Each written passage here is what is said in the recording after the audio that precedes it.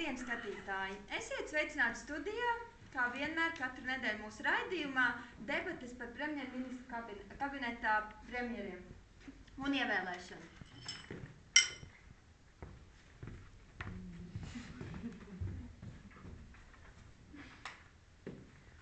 Labdien, Slakterkungs! Kādā veidā jūs izmainīsiet situāciju valstī?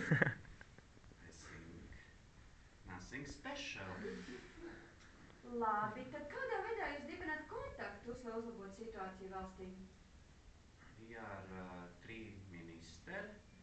We drive F2 and cask and drink and dance and I'm serious minister.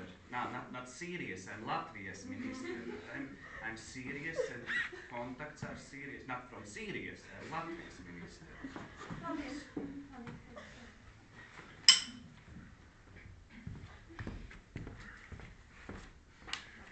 Un tagad es vēlētos parunāt ar Šleserkungu. Šleserkungs, vēlētos jums tiešām pajautāt, kā ir ar situāciju lidostā? Rīgas lidostā, protams. Ķīnieši mani ir informējuši, kad viņu krāni strādājot un arī strādnieki strādā.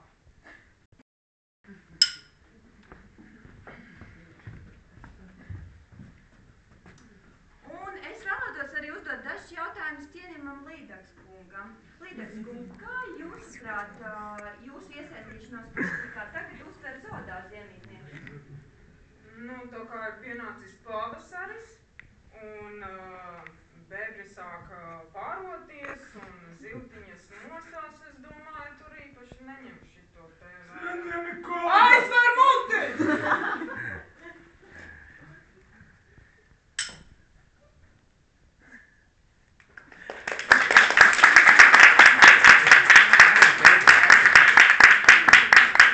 Un tagad, dārgie kolēģi, vēlētos jums piedāvāt iespēju izvēlēties, kur tad no visiem šiem kandidātiem varētu būt mūsu valdības premjerministra un vadītāji.